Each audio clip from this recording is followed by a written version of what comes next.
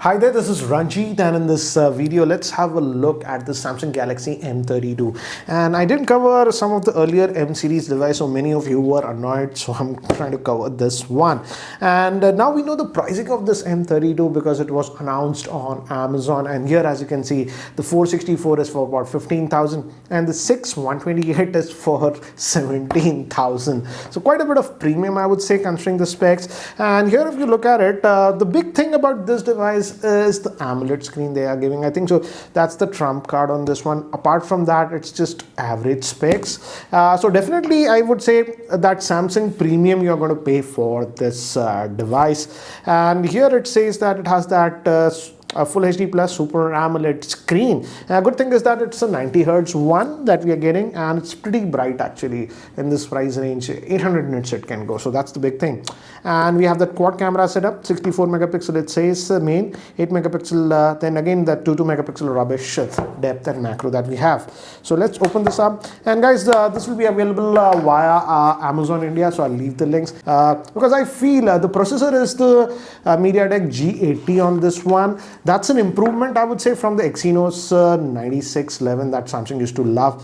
But still, considering the price point of this device, because if I recall, the this Mediatek G80 in the Redmi 9 Prime and even the Poco M2, same processor, that is for about 10,000. Yes, it doesn't come with an AMOLED screen. Then even the Realme Narzo, if I recall, was for about 12,000 with the same processor. But yeah, this one comes with an AMOLED screen and it's a Samsung device, so definitely that premium you're paying for the Samsung one. So let's just take this out, and this has a 6.4-inch screen, guys. Let's open this up for now, and it'll be that plastic polycarbonate. I don't know why this looks like a shirt or something at the back, stripes. I don't know what is this. I get it, it's plastic, but why did they have to make it like this stripy thing? It looks like a shirt, to be frank, guys. But yeah, this is that quad camera setup, and it has slight heft, but again it has that 6,000 milliamp hour battery on this one. So front facing, I believe it's a 20, and again you get a USB type C to type A SIM ejector tool, and this 15-watt charger in the box. Though this device technically supports 25-watt fast charging, but you have to buy that charger separately. And if we talk about the physical overview, guys, again the body is that polycarbonate plastic, and this is a fingerprint magnet. So yeah, and I don't know why they didn't give a case with this one. So we have a secondary noise cancellation microphone, so that's actually nice. Volume rocker, this is the power on off button, come fingerprint scanner. I actually like this. They're generally very fast, so I won't complain. Bottom we have the speaker, we have the type C port that will be used for charging, your main microphone, 3.5mm headphone jack, and your SIM tray is over here. Where did I keep the SIM ejector tool? Okay, it's here. Let's just take this out. I hope we have a proper triple slot, because the base variant comes with just 64 gigabytes of storage. So yes, we have a triple slot, so that's actually a nice thing. I would have been annoyed if it didn't have a triple slot, so that's okay. But again, back is a fingerprint scanner. I don't know if the camera is able to catch. Already I can see my fingerprints on this one. And let's do one thing. Let's just power this on, and I'll set this up and then we will continue. So guys, setting it up, and if I hit start, here you have to be careful. Yes, you have to agree to this EULA privacy. Don't checkmark the send diagnostic data optional. And people just click this. I have read and agree to also. It will checkmark all. Don't do that. Okay, let's go next. And you have to be careful because this is M series device. If you don't set it up properly, add stuff you will see. Okay, let me just quickly connect to my Wi-Fi network. Good thing is it does support that 5 gigahertz band, so that's actually nice. So I'll just connect to the Wi-Fi and we'll continue. So I've set up my Google account. It took about 3 or 4 minutes. Now we are into this. So here, what do you say, get recommended apps. I'm just going to uncheck everything.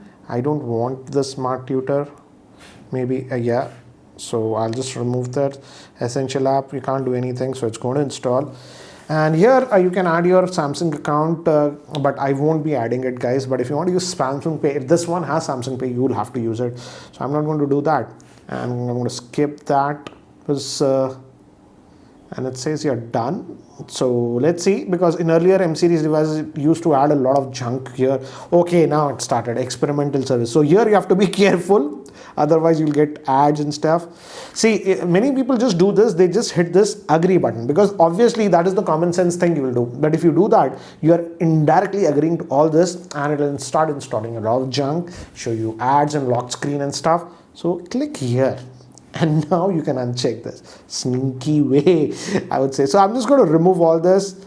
I don't want all this. Search within popular apps can be okay, but I'll just remove it. But that is okay. But others I will uncheck. And now you have the option of skip, as you can see. So you have to do this while setting up. Again, you have to set your language, whatever.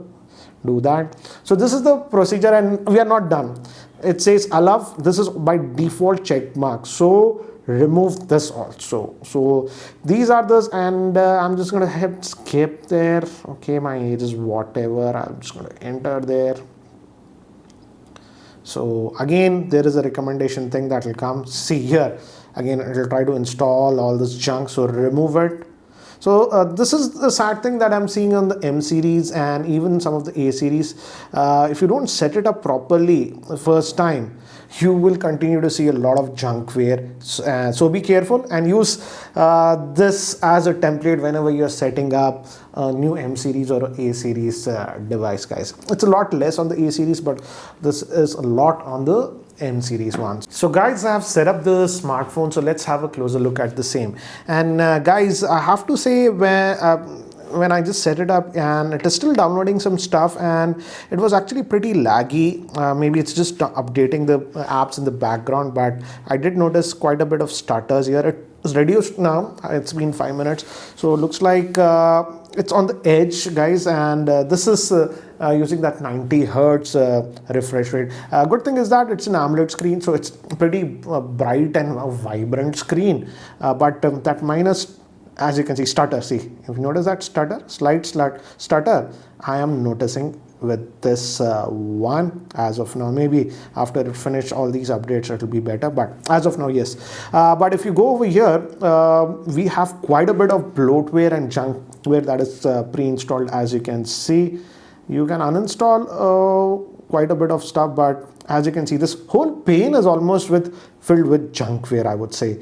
So there's a lot of junkware on this M series smartphone, and not a difference with this one. And also, as it's M series, guys, even with OTA updates, Samsung is now installing a lot of unwanted apps and stuff. So whenever you get an OTA update, you might get extra bloatware. It's uninstallable, but I simply do not like this trend, and this is happening a lot on this M series, so you might get that. And again, as you can see, quite a bit of junkware on this one. And if I go over here, again, this is Samsung new One UI, so this is pretty good. And if you go to the display, by default it was set to this high motion, that's 90 hertz by default. And initial impressions, it's actually a good quality AMOLED screen. And we also have this always on option on this one. Show always, I'll just do that, and let's see how it looks on this one.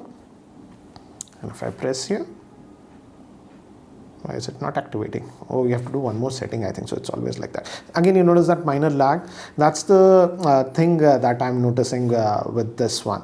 But this is what you get. And if you go to about the device, as you can see, M32 it says, and if I go to software information, One UI 3.1, that's on Android 11. And that's a good thing with the new, Samsung smartphones. Not just this one, most of the new Samsung smartphones. 3 years of Android updates and 4 years of security updates. So in that area, it's good. But I don't like the fact that in this M series, these mid-range smartphones, Samsung is adding bloatware via OTA updates. You can uninstall it, but that's the thing. I just want to be very clear about that. If we go to battery and device care, if I go to storage, about 20.8 gigabytes was used. This is the base variant, guys, that comes with 64 gigabytes of storage, and this is the 4 gigabyte RAM variant, guys. And I think so that UI lag, and again I saw that lag is because of that choppiness, as you can see.